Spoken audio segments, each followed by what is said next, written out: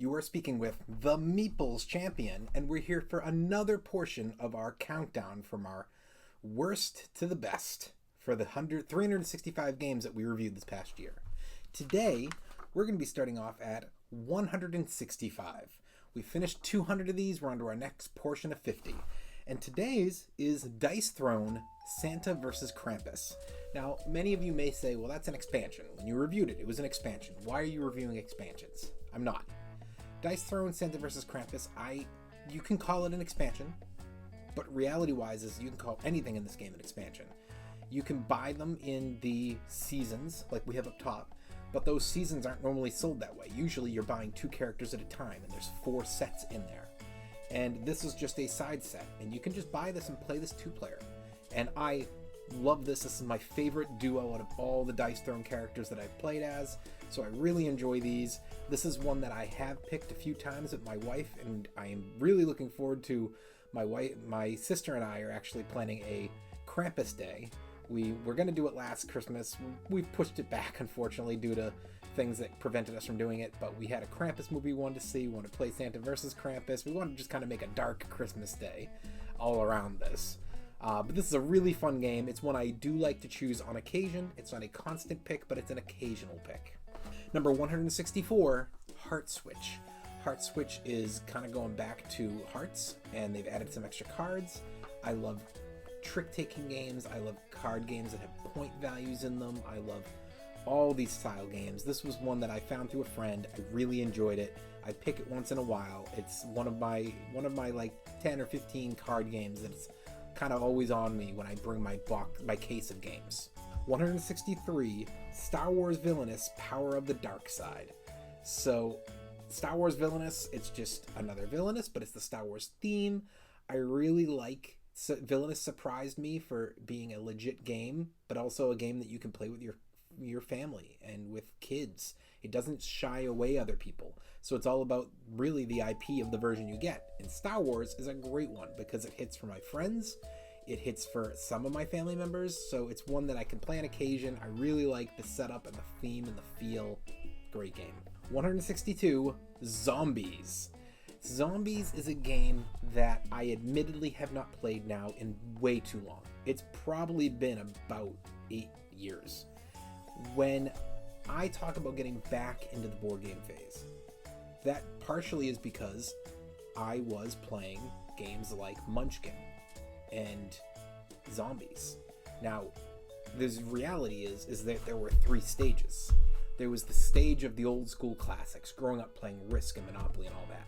And then there was the stage of post-college, and then there was the stage of post-college when me and my friends got together and we started playing games like Catan and Ticket to Ride, and that really got me into this next stage of board gaming. But in between there, during college, I played Zombies. This was a game that I picked up, that me and my friends played a bunch. I had all the expansions at one point. I think I have today, like all the way through like the 7th expansion. And we used to literally set this up on the floor because we had so much, and we would play this thing and it would be, by the time we were done, we had a city of stuff. I really liked this game. My family really liked this game. It's one that, yes, I haven't picked because I keep adding new games and they're easier to play and it's not as hard to like set up and all that. But this is one I want to get back out. It's one of the best Halloween games I ever had, and I still just greatly prefer this to so many of the other ones. Number 161, Risk Legacy. Now, Risk Legacy was my introduction to the legacy concept of games, and I really enjoyed it. Now, I played one with friends, and we had a blast, and then I bought my own, and I just haven't gotten that out. I've owned it now for a long time, but I've never cracked the game open and played it. The reason being is I'm waiting to find the right time and the right group. If you're going to play a legacy game, it's up to how you want to do it, but for me, I don't want to play a legacy game where I feel like every time we play, it's different players, or where I have to wait for weeks or months in between plays. I want to pick a group of people. I want it to be that group every time, and I want us to try to at least get one game a week and get this game flown through and play this in under a few months. Personally, I would like to have this be one where I commit and say, hey, let's do this for like a full Saturday and let's play like 4 or 5 games and let's do this 3 weeks in a row and really wipe out the game and have a blast. Make this a 1 month commitment. That's what I'd like to see. I love the game though. It's still one of my favorite Legacy games. Cannot wait to finally find that group when it's time. Number 160, Stella from the Dixit universe. Now, I love Dixit, but Stella allows me the opportunity to play with my original Dixit game in a new way. The idea of setting up this constantly shifting board, everybody can see all the same pictures that are out there, using this in a new format.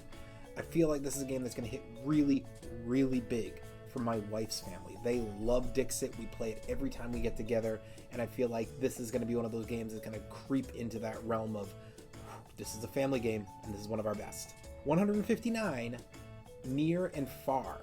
Now, yesterday we were going over a couple different games from this company, Above and Below, Megaland. Near and Far, for me, is the highest up I've played. The idea of playing it on, are you in the town, or are you going to the big book you open up that has the map of the town, of the outskirts of towns that you're going through. I love the game. It's really simple in the regards of are you going to the A section or the B section, but it can get complicated as you play with all the different, opening up the huge storybook and activating story arcs and having to figure out, like, am I chancing it this way or that way? Am I facing villains? Am I competing in town with people? It's a really fun game. I've played it with my wife. I've played it with my friends. It's one that I think works for everybody. 158, Here to Slay. So this is a simple little card game. There's a lot going on here. It's a dragon-esque type card game. I test tried it to be able to play for the channel, and it was fun. And I quickly added it to my collection and said, this is one that I think I can pick once in a while and it will hit. I think this is one that's going to be more for my family. I don't think I'll pick it for my game group. I don't think my wife's family is going to enjoy it. But I think my family will have a blast playing this game. 157, Chinatown. When I first played Chinatown, it was unlike anything I'd ever played before. Not in a, it blew my mind kind of way, but in a, oh, this kind of a game can exist. I didn't realize that. And being able to buy up property, but also buy up buildings, eventually add them to certain property. Now you have to keep it together, trying to make more and more so you get paid out better, selling it to people for money, trying to be the richest at the end, but you feel like you did a lot to get that money. I really liked this game. I played with a friend. I loved the game. Years later, I managed to finally hunt it down. I found it in a store, and I added it to the collection. Really enjoyed it, and it's one that I have played with my family, and I have played with my friends, and I think it can work either side, although it has dipped a bit. There is another game that will be coming up higher up on this list that when this game came out, Chinatown took a hit, because this was, to me, a superior version. So Chinatown's still up pretty high on this list for a game that really, at one point, Chinatown had to have been close to 50, and it just took this big wallop because it was replaced. But it's still a game I like having in my collection. The other game is very expensive, and so I don't own it. So this is the one I can play with my family, I can play with my friends, and when I do my game group nights, I go the other direction. Number 156, Dragon Slayer. Dragon Slayer is a Kickstarter that I backed. It's very simple. It's a risky game because you're rolling dice, and based on the results of your dice, you're going to be getting the ability to try and slay dragons. And you might get all your dragons slayed, and then you say, do you want to keep going? Sure. And you can push your luck, or you could stop. But you have the ability for somebody to force you to keep going, or for you to activate shields. And you're going to keep going until eventually somebody gets the most points, whatever the point value is you've set, and you're done. It's quick, it's simple. It's not a game that I'm pulling out playing this on a regular basis. But this is a great start the night off type of game. This is a great one of my Saturday type games. This is a great two-player game where you're playing with just somebody who's hanging around with you. This is one of the games that I used to play a lot more than I do today. That's why it has dipped on this. But it's still one of those, you know what? At some point, I'll probably pull this out and play it. I've played it with my friends, my wife, my sisters. I haven't tried it out with her family yet, but I feel like I'm going to give them a chance at some point too. It's a game that you don't love, but you can't hate it. It's a fun, quick game. Number 155, Dogfight, Rule the Skies in 20 minutes. Now, I've only played this game at PAX East. I got to play it with, I don't think it was the creator. I want to say it was just one of the people that worked for the company. But they taught me the game, and I really enjoyed it. It was a high consideration to buy. I didn't buy it because I thought about it and I said, this feels like a game that if my wife doesn't love it, I'm not going to play it too often. Even though I did think, like, I think my friends will enjoy it, but we don't play short games like this very often. That's more of a, if we do our Saturday a few times a year. So it was really up to if my wife was going to love it, and I wasn't sure she would. So I chose to back out and not go to that game, and I backed another game instead. That being said, I really like the concept of it. I can see loads of replayability in a game like this, and because of the constant changing of who you can play as and against, giving you different abilities for speed and power, that makes the game have replayability for years down the line for me. 154, Santorini. Now, Santorini is a 2-player game. I admittedly, it hits a little bit for me because I've been to Santorini. So I've actually been to the location that this game is based out of. And the idea of, well, you're trying to put things on the board and you're trying to climb up and you're trying to be the first person, I think, to go 4 spots up. But as you're going, there's ways for your opponents to mess with you, to change up the design on the game, to move things on you. There's special abilities. It's a very fun 2-player. I've played this back in the day a bunch with friends and liked it. I just never bought it for myself. I do think it's one that my wife would enjoy, and because my wife and all her family were the ones that were with me in Santorini, I feel like if I were to pick it up, it'd be a game that they would all give a little bit more of a chance to, because it would be a nostalgia game to a trip that we went on. Number 153, it wasn't that much higher. It is Dice Throne Season 2, The Battle Chest. So it's not that much higher than the Dice Throne Santa vs. Krampus. Now you might be saying, well, wait a minute, why would this be higher? Santa vs. Krampus, you said, was your favorite characters. They are. There's no question about that. But there is a limiting factor when you say, well, Santa vs. Krampus, if I'm calling it a game and not an expansion, it's a 2-player game. Dice Throne Season 2, The Battle Chest, has 8 characters. So I can play this 2-player, 3-player, 4-player, 2 versus 2, 3 versus 3, 4 versus 4, teams of 2. There's so many ways to play it, and so even though the characters aren't as good as the ones from Santa vs. Krampus, they, as a game, give me so many more options that it's more likely to hit the table. So if I have to judge them individually, that has to be the stronger game. Now, realistically, when I'm bringing this game, I'm bringing both, and you can just mix them together and there's 10 characters to pick from. But I have to judge the game as an individual. I'm not treating either as an expansion because that would take away from what the purpose is of this list. 152, Disney Villainous. Now, why would I pick Disney Villainous above Star Wars? If you've paid attention to my videos through the year, it's been 1 year, almost. I am a huge Star Wars fan. Now, I say huge. I'm an interesting person when it comes to being a fan. I have watched all the Star Wars movies. I've watched all the Disney Plus Star Wars TV shows. I really enjoy Star Wars. But I don't buy Star Wars posters or many games or pictures or figurines or anything like that. But I'm not really big into that stuff. My version of putting up something to kind of show off my interest is board games. That's my putting up a wall of something. That's my pictures. You know, I do have the 4 Avengers movies up as posters, but that's because I built a movie theater room and that was kind of for the aesthetic of the room. So I made my first real pickup of something to do that with. That being said, I'm a giant Disney fan. I love Disney. And while I enjoy Star Wars, when I'm playing the Star Wars game, playing as the villains, there's not a lot of Star Wars villains there that I'm a huge fan of. You know, yeah, Darth Vader, I'm down. I love Darth Vader. But then, like, once you leave him, it's like Kylo Ren, he's the new trilogy. I'm not a huge fan. You know, it's just, they weren't as strong as a group of characters. Whereas Disney, I really enjoy a lot of the Disney characters, and a lot of people I know enjoy them too, which means it's more likely to bring people in.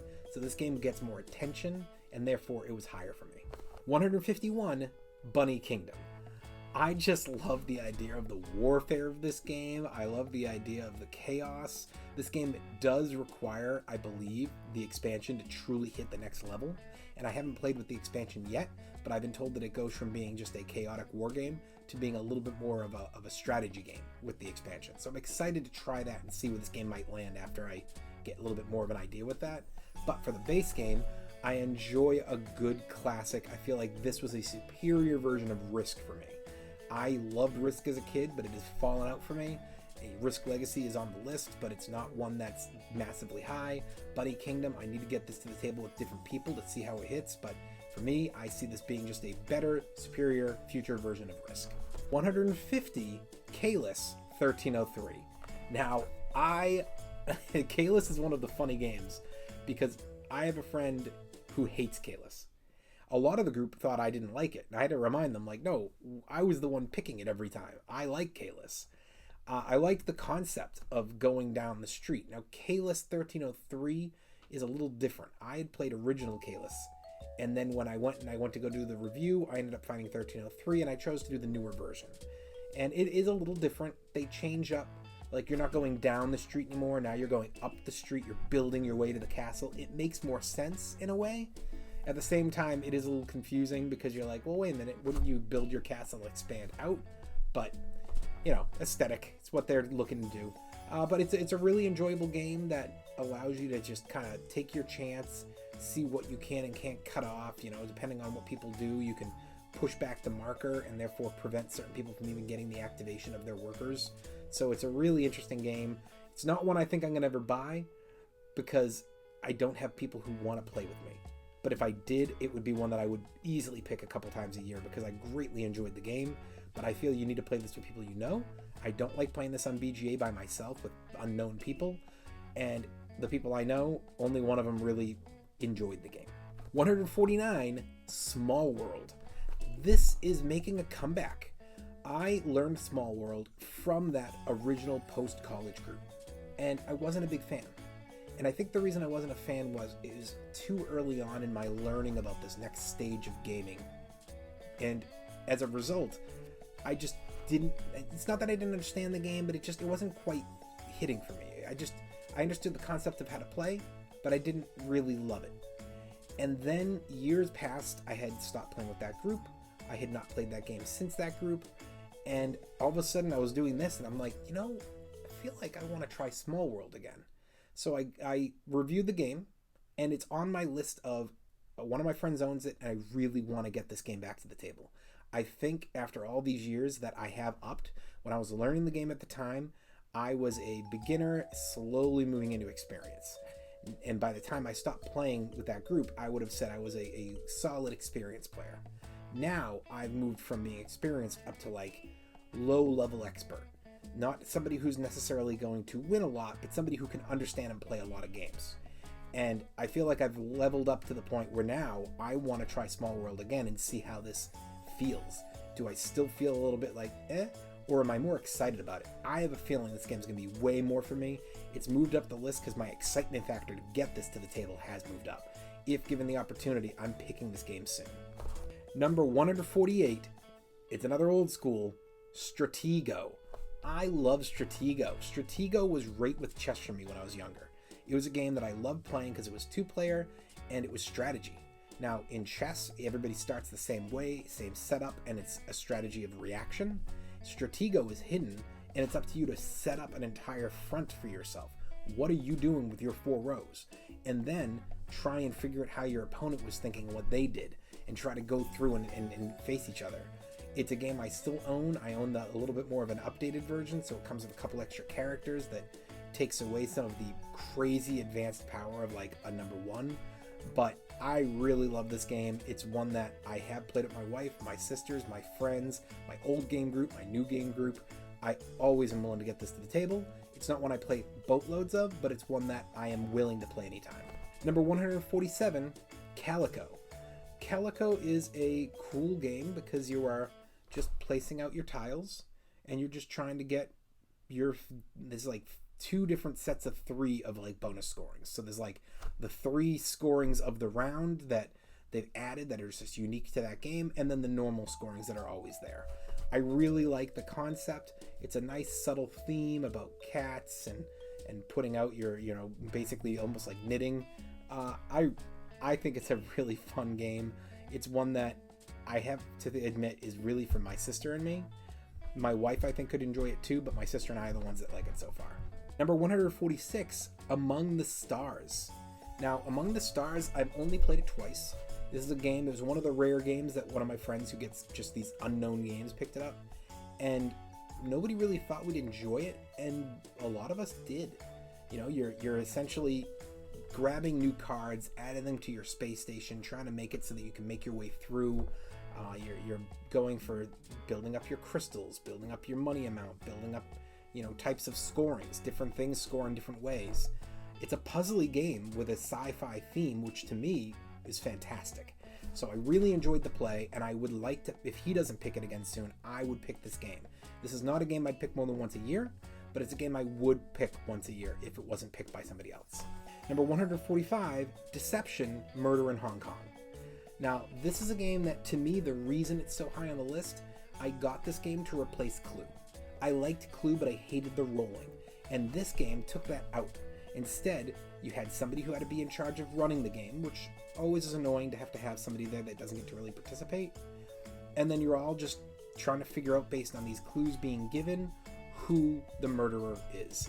I love a good deception game, a good trying to whittle it down. If you're the good guys, trying to figure out who do you trust. If you're the bad guy, trying to figure out how to throw people off the case. Really fun game. I really think this one's going to hit most for my wife's family. My family, I actually guarantee you would have fun, but my wife's family, that was the reason I picked it up, because I felt like I get games that I could play that are kind of like this for my family, but my wife's family weren't into them. This one, I have a feeling that if they like it, they'll love it. Number 144, Century Golem Edition. Now, there's two ways to play this game. I only played it the first way, and the idea being that you were moving around the board, trying to collect things, drop them off, and eventually complete your different corners that had objectives. And I believe it was first to 4 objectives wins the game. As you're getting things on the board, you're putting out your tent for control, which then means if other people go through that spot, you end up having to like pay out something to them. It's a really fun, simple game. I've only played it 2-player. I'd really like to max it out at 4, and it's one that I definitely don't think I'll ever need to get another Century game. Some people like to get more than one. I see it and I go, one's enough. But I do think it's one that I could, with the right people, want to play this a couple times a year. Number 143, Acquire. Acquire was a game that when I played it, I had never heard of it, and my friend brought it, and I was like, oh, this is kind of an old feel, because it's very basic. And then I realized, oh, this is very much like Chinatown. Now, you're not buying additional buildings, but the idea of you're acquiring spots on the board. And when you do this, instead of buying and selling, what you're doing is you're putting it to a location, and it's being, when it gets to a certain size or it gets absorbed by a certain area, it becomes a certain stock. And as you're going through, you're building up your stocks, and the bigger that a group has from that stock, they're worth more money. And when a group either gets wiped out, meaning, oh, well, there were 10 of this and 11 of that, we put something down to combine them, the 11 ate the 10, so now the people who had the 10 get to pay out. They get to give up their stocks, and they get the money back for it, or they could choose to hold on to the stocks if they think it's going to return. And the other group literally takes that out, and now they have become that entire group, and therefore they're worth more money. And you keep going back and forth until eventually either you cannot place anything on the board, or there are 3 stocks that have reached their max size. Max size meaning, I believe, once you hit 11, you can't be destroyed, and once there's 3 groups of 11, that's enough. You end the game, and now everybody pays out their stocks, and you see who has the most money. It's very simple, but I had so much fun with this game, and it's one I would pick again. I definitely want to play this more often. Number 142, Progress, Evolution of Technology. Now, Progress was one of the very first games I kickstarted, and I really like this game.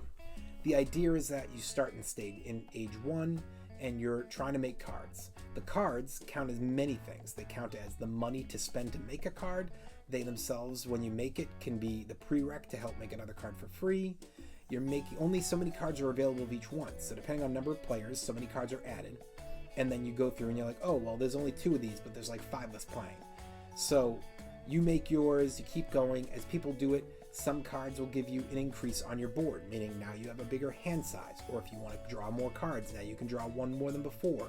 Or you have one that says, well, normally if you wanted to put out a card to be made without paying anything, you'd put it down, and you could have up to like 2 cards out there, and it would take 4 rounds to go, and then it would be free. And now you can upgrade these, and all of a sudden it's like, well, now you can make 3 at a time or 4 at a time. Now it takes only 3 rounds or only 2 rounds. And so there's different things to upgrade there. And as you push along there, some of those, as you push them up their charts, give you victory points. You get victory points themselves from the cards. You also get age 2 markers. And once you get enough age 2 markers, depending on player count, now the age 2 deck joins the board. Now you have 2 decks out there. Now you keep playing. When enough markers from age 2 have come out, age 1 gets kicked. All of age 3 enters the board. Anybody still holding age 1 cards has to get rid of them. Now you do that again. Age 4 enters the board, and that's the final age. And once you finish that one off, you're done. Count up points, see who wins. I love this game, but I'll admit, the ages is the issue for me. I love age 1. Age 1 feels so much fun. I really enjoy age 2. I really enjoy age 3. Age 4, and what's funny is, when they made this game, age 4 was supposed to be an expansion, and they made enough money off the initial push that they added this for free to the game. Age 4 is actually the one I have the issue with.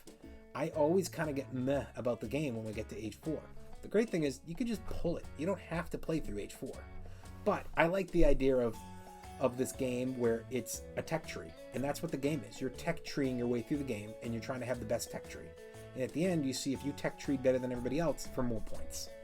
It's a very fun game. I used to play it a lot with my sisters, and my wife loved it. Some of her friends really enjoyed it, but I haven't pulled it off the shelf in a while, and that's one I regret. I played it again this year so I could do the review, and I definitely think it's going to start coming out a little bit more often. Number 141, Yokohama.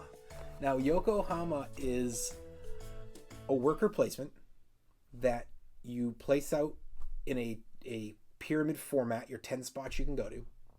And when you're placing your people on the board, you have your regular meeples, and then you have your bigger president meeple. And so you're placing people out, you have to spend things in order to move to certain spots, you can't go through certain people, you're building up fishes, or you're trying to get, there's like 5 different types of resources. There's like special, you get something that represents a certain country and stuff like that. It's a lot about just building up and getting the most points you can get. It is a game that I've only played a few times. I played it with my sister, we liked it. I played it with my wife, we liked it. And then I didn't play it for years. And then I played it with my game group at a 4-player count, and we loved it. And it's one that we played to prepare for this.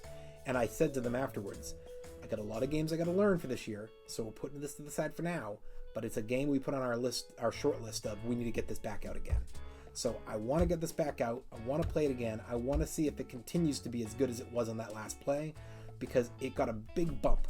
After years of not touching it because it was okay, it had its best play the last time I played. Number 140, QE. Now, QE is a money-based game. It was good. I enjoyed it. I think it's higher on the list here than it should be. It's probably one that needed to be down in the 200s, honestly. Because as I'm looking here, I'm like, man, how did this get above Dice Throne Santa versus Krampus? I think I like that more. But sometimes it was probably hot for me when I first played it again, and it just fizzled out a bit since, and I didn't realize it by the time I did the list. 139, Hardback. Hardback is a really cool themed, word game. I love Scrabble. I mentioned that. I played it with my mom a lot. But I love the concept of a deck builder. So taking the idea of making words like in Scrabble, but deck building it was so much more fun to me. And the themes of romance books and sci-fi books and horror books and all the different types of themes you can have in the game. And how, well, if you go together and you keep grouping in one theme, it's going to work stronger. I love that. Now the problem is that this is a game I need to play with my friends. My wife, I love my wife, but she's originally from Mexico. And, well, she learned English at a very young age, and she speaks very well. Her instinct is better at spelling through Spanish, not through English. So we don't do great in word games together. And my mom, she's great with spelling. But she's not somebody who plays these bigger games I get. So deck building is something that kind of throws her a bit. So they both have an issue with one half of the game that hurts the two people I would want to play this with the most. So this is one of those games that I feel like needs to be played with my friends. Paperback was the original version. A friend of mine showed it to me. I really liked it, so I bought Hardback. I liked Hardback more, But I think I need to go back to him from my game group and bring other people in and say, let's try hardback together. 138, Viticulture, the Essential Edition. Viticulture was a game I never thought I was going to play. Every time I saw it, I just like, that looks boring, complicated, I don't want to touch it. Then somebody picked it one night, so I was like, all right, I guess we'll play. And I loved it. Absolutely loved it. Now, I would say that this game at this point ranks for me as, it's a guarantee I have to play this at least once a year. And when we played it the first time, we played like 3 times in like a 6-week span. So that's, for us, a lot. So that's kind of where it ranks, is like, I don't think I'm going to want to play this year round, but I think when I do play it, I'm going to want to play this a few times in like a given amount of, hey, we have 2 months, let's get this to the board 2 or 3 times. That's kind of how I look at this game, because then we become more competitive that way. I like the game. It's not one I think I'll ever add to my collection, but it's one I want to play yearly. 137, Mosaic, A Story of Civilization. This is right with this. This does not shock me these are back to back, because just like Viticulture, Mosaic was one that when I looked at it, I said, way too boring looking, way too complicated. And then I played it and I was like, this game's so much fun. Now, I have improved my score every time I played the game. I have still finished almost exclusively in last place every time I played the game, but I have been learning more and more about it. I really enjoy the concept of, what are you concentrating on? Are you trying to get the cards? Are you trying to go attack the board? Are you trying to get wonders? Are you trying to get the bonus scorings? There's so many things to attack in this game, and the game never slows because you're just constantly on the move. You do your turn, and while you're immediately finished, the next person's already going, and you just keep going non-stop. Now, you might be like, every game has your turn and the next turn, but this doesn't feel like somebody has to do stuff for their turn. This feels like it's just fluid. You're just constantly moving, and you don't even realize, like, oh wow, I'm already on my 6th turn. How did that happen? It's just so quick. Number 136, Cheeky Monkey. Now, the only reason this game has not gotten played more is because I broke a piece in the game. I was very upset about this. And the reason I broke a piece is because when I got this game, for some reason, I bought it online, and they chose to send me the worst version of the game. The game itself, all the pieces were fine. But I requested to get this in a blue boxed version. They sent me it in a stuffed animal monkey, which I had not requested. Very upsetting. I was very annoyed by that. I don't want stuffed animals for my things. I don't do that. I wanted a box I could slide in somewhere. So eventually I got annoyed at the monkey after many years, and I pulled out multiple bags, and I just tossed this into its own bag and put it in a corner and threw the monkey out because I had no interest in keeping it. And unfortunately, by doing that, at some point the bag got thrown and one of the pieces shattered inside the game. So I haven't been able to play this much. I love this game though. I think that this is one of the best games to play. I need to replace this game because I know that my daughter is getting to an age soon where she can start playing too. And I'm really excited for my daughter to get to play this game. I think that she's going to be able to play it maybe even this year. It's a simple game. So it's on my list to rebuy and replace the broken version. And it's one that if I had it, easily is going to be played by my family on a regular basis. And I think her family and, my family being me, my wife, and my daughter, but I think my family and my wife's family would both love this game too. 135, Tactiki. Now, this was a Kickstarter that I got last year. It's kind of a combination to me of checkers and Stratego. It's the style of the size of the board is more checker style and the movement, but the setup of you have a bunch of different your tiki torches type thing, your totems, and they're 1 through 5, and when you start the game they all start on your back row, and you're gonna have a row and a row, so you're gonna stack a couple of them. Now when you move, you only move one piece and you have to move it off, and if at any point an opponent gets a piece on top of you, what you do is you have to figure out who wins. So you turn them, you figure out, okay, we're gonna turn yours because you're the top and you're gonna face me. We turn. If we're the same number, we stay together, meaning I'm controlled by him now because he's on top, and since we're the same and neither of us die, I can't do anything until he leaves. Otherwise, The way it works is the higher the number is stronger. So if he puts a 5 on me and I'm a 4, he defeats me. However, 1s defeat 5s.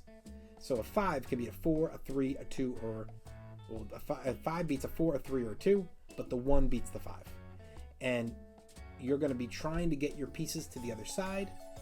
And I don't remember exactly how many pieces you have to get across the board, but once you get so many pieces across the board, you win. But it's a really cool concept. It's fast. It's entertaining. You get multiple different boards that you can play on. They actually set different types of fields to be on. It's a cool concept. I really enjoy this game as a 2-player and as a game that I know my wife and I haven't gotten to play it much, but I think she'll enjoy it more if we get this back at the table again. And I think that my sisters and my friends all will enjoy this game.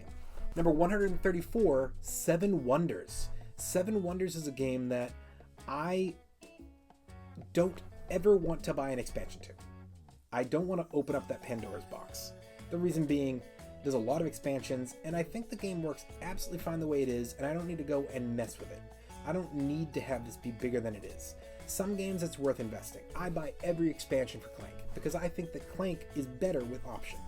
I don't think this game's better with option, or at least I don't see it, and I don't need to go commit myself to buying $250 worth of expansions to potentially end up with either the same game or a game that I prefer to play as its base.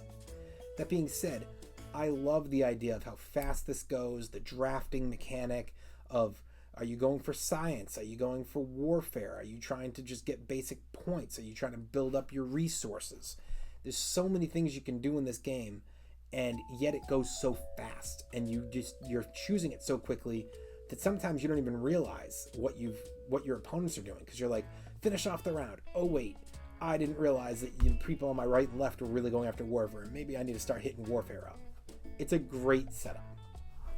133, Owari. Now, Owari is a game that a friend of mine owns. I haven't played it physically, but he wanted us to try it, so we ended up playing, I want to say, through Board Game Arena. It might have been through a different website, but I thought it was Board Game Arena that we played on. And it's primarily an area control game. It's simple.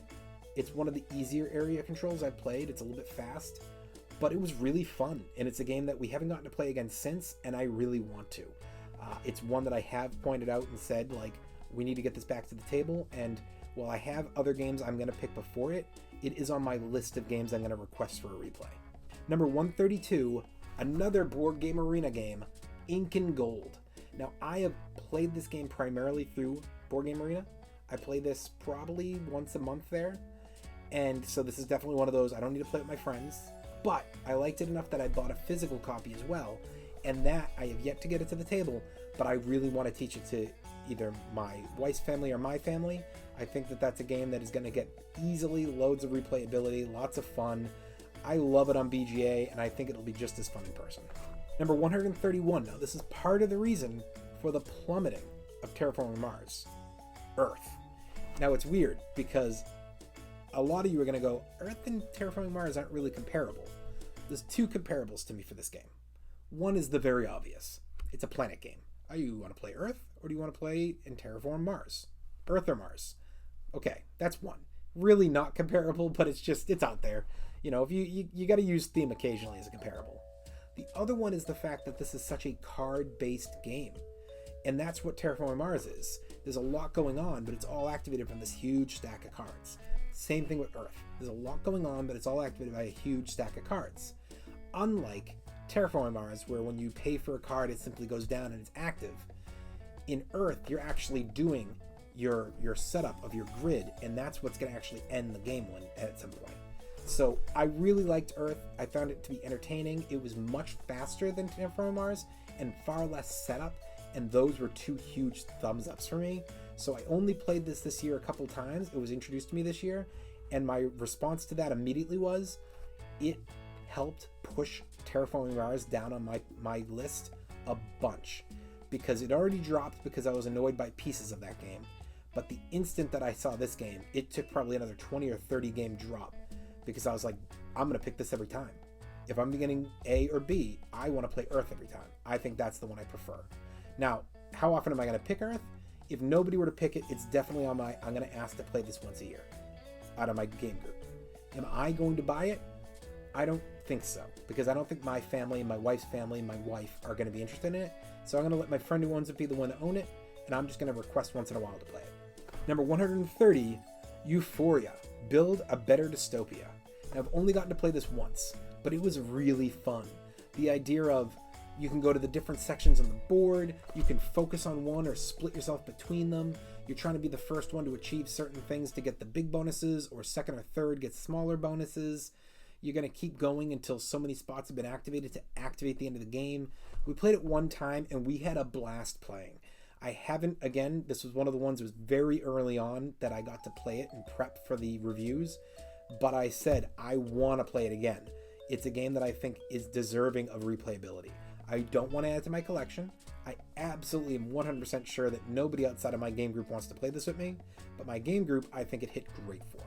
129, Sheriff of Nottingham. Now, Sheriff of Nottingham has had ups and downs for me. The ups are, my family does enjoy it. I had another game group outside of the normal two that it's a smaller game group that enjoyed it. My game group has played it and they don't have an issue with it. The problem's my wife. She hates this game. Now, the problem she has is she is not good at lying. She feels that she gives too much away. So she doesn't like a game where she's determined on trying to be better by lying, because she feels like she gets caught constantly. And therefore she never has a chance to win, and she doesn't like a game where she can't compete. She doesn't have to win, but she wants to compete. I get that. So as a result, my family didn't get to play this game repetitively because she kind of asked me to pull it out of rotation. I did convince her while her family was here recently to play this again, to let her family learn the game, and for the most part they had an okay time. I think that together she had more fun with them than she had with my family, because they all are really bad at lying, so it was kind of an even playing field, with the exception of me. But I think that this was one of those games that it has to be played with the right group. There are some games that you're like, this wasn't the right group for it, but I still had a good time. There are other games like this that if you have one or two people in the group that just are not right, it's going to destroy that playing experience. So this is a very tough one, but I've had so many great experiences with the game that I don't let the fact that my wife doesn't enjoy the game ruin it for me. Number 128, Dia de los Muertos. Now this is a trick-taking game based on Mexican culture. It's a fun one for me because I love to pull it out, and at least my wife does like the theme and the look of the cards. That's great. She gets a little confused because this is not like other card games like this. They have like little symbols around the card that you have to pay attention to, and I think it's just too much attention to detail for her. But I love that. I love having trick-taking games and games that give you like weird ways to achieve points. So I really enjoy this game. My sister can play with me. A couple of my friends from my game group are the ones that introduced me to this game. It's in the rotation for me to be on hand when I go to play a trick-taking night. It's not the one that always gets picked, but I love to have it as an option, and it's a game that I do even have my wife occasionally make an effort to try. And she doesn't hate the game. She just doesn't completely know how to play it every time. Number 127, Dragon's Horde. So Dragon's Horde is another Kickstarter. This is up to 4 players. It's fine. It's a game where you're picking up your different colored sheep and you're using these to pay to try to get like, oh well, I want to put out this dragon, or this type of card which requires X amount of oranges. So you have to pay that many oranges to get it. The back of the cards show what color it is, therefore that's the payment style. The front of the card shows you what you're using. So some of these are abilities. Hey, I'm going to do this. I can steal a card from you. Some of these are treasures. Some of these are loot locations that you're trying to get your treasures onto, which will give you bonus points for every treasure there. Once you've gotten 10 cards down on either side, the game ends, and then you count up and see who has the most victory points. I've played this game with many people through the years. It's always a fun game. It's fast. It's entertaining. It's one of my favorite quick play, non-trick-taking card games. Number 126, Regicide. Now, I just got to play this again this past week on my Monday night. We finished the night off and played this game. The idea of the game, and you could play this technically with just a regular deck of 52 cards. The idea is that you get kings queens, jacks. You shuffle your kings, place them face down, shuffle your queens on top, shuffle your jacks on top. You deal out cards to each player, and then you flip the top card. And now, player one goes, and they say, okay, you have to play a card. You can play one card, or you can play 2 cards if they're a pair, as long as they don't add up to more than 10, so 5's at the highest. And you can do that with 3 3s if you wanted, they add up to 9. And you can play a card with 1 single ace, as an ace is a companion. You add the numbers together if it's more than 1 card, but otherwise it's whatever the number showing is. And then you get its ability for its suit. But if you're facing a suit, you cannot use its suit against it. So, for instance, if you play a club, whatever number you play, you double the damage. So if you're facing a jack, the jack setup is, okay, well, jacks are going to have 15 life and do 10 damage. So when you're facing the jack, you have to cause 15 damage. So if you play a 7 of clubs, it's going to be 14 damage. Now, it hits you, you have to discard cards until they add up to 10 or more, and then your opponent goes. And now your opponent, there's only 1 life left. But if that was a jack of clubs, you couldn't have doubled. So you could play the 7, but it would only be counted as 7. Its ability wouldn't kick in. I love that concept. I've only ever reached the kings, but I've never beaten a single king in the game. It's a easy 5 to 10 minute game. You know, you're all trying to communicate as best you can, but if you're playing a true co-op, it means you can't tell each other what's going on. You can only, you know, it gives you the allowance for like, I've got this, please give it to me, if there's like a pass off at some point. But otherwise, you can't tell each other your cards. I really enjoyed this game. It's one that we have played end of nights before. It's got lots of replayability in it. Number 125, A Game of Thrones, the board game, 2nd edition. Now, this was one that when I first got it, me and my sisters played this a lot. I have not gotten to play this game in years, and it bothers me because I love the concept of you're going to place out all of your battle markers, reveal at the same time. If somebody has the crow, then that means that after you reveal, they can make like 1 change. The idea of when you fight each other, it's not instant kill. It's like, well, here's your power, here's mine, let's play our cards. Okay, here's the actual power. All right, based on the cards you played, you are going to cause so much death, but usually most characters don't die, so instead you retreat. But even if they force the retreat, well, if you have too many people in an area and you don't have enough food, people starve to death, so that's really how your army dies, which is far more realistic to those days. I really like this game. This is one that I, have not gotten to play in a while. I want to get this back to the table. I want to get to this table on a Saturday with my friends, and I want to play it at the 8-player max because I have the expansion that brings in the Targaryen family, and I want to get this game played for a full Saturday. I'm really hoping to get this out at some point, but it's still, even though I got into Game of Thrones after I played this game for many years, is when I found out it was based on a book, and then the TV show came out, and then I started watching the show. I really liked the show, and then I wasn't a fan of the ending, and so then it kind of hurt Game of Thrones for me, but the game remains as confident as ever for me. Really enjoyed.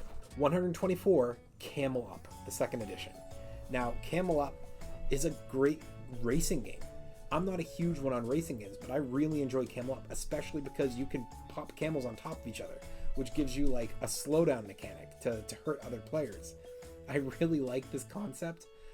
Camel Up is a game that can go to 6-player, which is another one because a lot of times you don't get 6 players for a game, so having 6 for this game is big for me. Really enjoy this game. It's one that I think is going to hit for my family, but I also think my game group will enjoy it. 123, going back to a game we talked about earlier, this is Dixit. Dixit is a game that my wife's family loves. I play this game every time we do a trip. So usually, if we do, a trip with my wife's family, you're looking at minimum 2 weeks, sometimes 3. We probably try to do a couple get-togethers a year, so potentially we're hanging out with them for 4 to 6 weeks a year. And I would say during that span of time, you have to play this game a minimum of 10 games. So this is getting loads of play when I'm with them. I don't play it with anybody else outside of them, but it was a game I had owned for years. I played it, I forgot about it, and then they asked to play it one night. They liked it, and it's just blown up from there. Number 122, Basket Boss. This was a game we played randomly this year. A friend of mine owned it and he wanted to try it. I wasn't expecting much, and it was a lot of fun. You're just in charge of a basketball team, and you have different players with different star abilities. As you're progressing, players will move into their latter years of their career. So sometimes you buy a character and they're like really good right now, but this is their one good season. Other times you buy a character and they're not very good yet, but they're going to mature into a better player. Sometimes you buy a character and it's like, well, they're good. They're not bad. They're not great. They're good, and they're going to stay good for most of their career. So you're investing money investing in trying to buy these characters, try to win your trophies for being the best, the second best of the year, trying to get MVP trophies. And at the end of the year, you take all the trophies you've won, and so this is like 5 seasons, and you see what your trophies add up to for points. Number 121, another Kickstarter for me, Belfort. Belfort is a game that has 5 sections, and you push them together to make this big city. Every section's identical. So if you go to a section, you can do in that section the same as any other section. And what you're trying to do is you're trying to, at the end of the rounds, you're collecting your dwarves and your elves, as well as the occasional gnome. Those are your types of worker placements. And you're getting paid out based on the workers you've collected, as well as the control within each section. So it's area control, primarily, as well as total number of workers. So you can have more workers, or you can commit to upgrading a worker. So yeah, it doesn't count as more, but now it's more powerful, and as a result, it's going to pay out better on the board, which will help you get stuff later. So it's all about how you're attacking the game. I really enjoy this game. It's one that I told everybody I wanted to get back out again soon. We've only played it twice, and I want to pick this game, so it's one that's on my at least once a year pick. I own it. I'm pumped that I own it. I have expansions I haven't even touched for it yet. I would like to get those out eventually. I have a feeling this might shift this in 2024 to a possible twice-a-year game. Number 120, 5-Minute Dungeon. 5-Minute Dungeon is exactly what they say it is. You get a bunch of cards. When you're going around, it's people playing cards, trying to defeat monsters. There is no turn. Everybody's playing at the same time. You're trying your best to take advantage of your character's ability, communications. You can't show each other your cards, but you can be yelling at each other. I got plenty. Let me do this. Let me do that. You're trying to defeat the boss. When you do, you move to the next boss. You have to get through the level. You have a 5-minute counter to defeat all the monsters, get to the boss, and beat them. If you run out of time, you lose. If a player runs out of cards, they can't get more cards back. So if you've been playing and you haven't done the thing to draw more cards in, and you run out, you're out. So you got to be careful, because you could be using cards in a way where you have multiple symbols and you waste symbols, or you're using cards that are wasting way too many of one type of symbol, and by the time you get to the boss, if you reach them, you don't have nearly enough symbols. So it's all about balancing and trying your best to figure out how to achieve victory, balancing out all of the different types of abilities and characters that you have. Twilight Imperium 4th edition. Whew. Okay, so Twilight Imperium is the reason we started our Saturday get-togethers. This is a once-a-year game. It's about a 6-hour-long playthrough, and this is all about getting together, playing it out all day, and just having a blast. I love this game, but it is a once-a-year game. The Game of 49 is number 118. The Game of 49 is essentially, it is Connect 4, but it's the idea of now you are doing this by buying spots on the board and getting things permanently, and trying to figure out when it's time to invest all your money to defend because you can't let somebody else win. Do you have the numbers counted correctly to stop someone else? I love this game. I love games where the money is being used, but in a way that lets you be strategic. Number 117, Ticket to Ride. I love Ticket to Ride. It's a great intro game that I still can play with my family and my wife's family. Yes, this is a game that was much higher up on my list years ago, but the thing is that this is a game that was great for introductory alongside Catan. But it's held up. I still play it with my wife's family all the time. My family enjoys it. And I feel like I could pick it for a game night. It's not one we'd pick more than like once every couple of years, but we could enjoy it there. And the last one for today, 116, Abyss. Abyss is a fantastic water-themed game with mermen going down, trying to attack the different groups, trying to see if you can collect your enough cards to invest in enough crystals or pearls to go after getting the big payouts, which eventually give you your end of game scoring. It's a really fun game that my wife and I play 2-player constantly, but I cannot wait to get this to my game group. I have it on my list to play with them this year. Well, that has been numbers 165 through 116, another 50 games going from worst to best. We've definitely on this list closed in on the games that I want to play this upcoming year and that I will be choosing. Yet to get to a passion game, we've gotten to games I want to call myself and put out there. I'm not just excited to play them if you pick them, I'm excited to play them because I want to pick them. Well, you have been speaking to the Meeple's champion. Until next time, I'll talk to you tomorrow.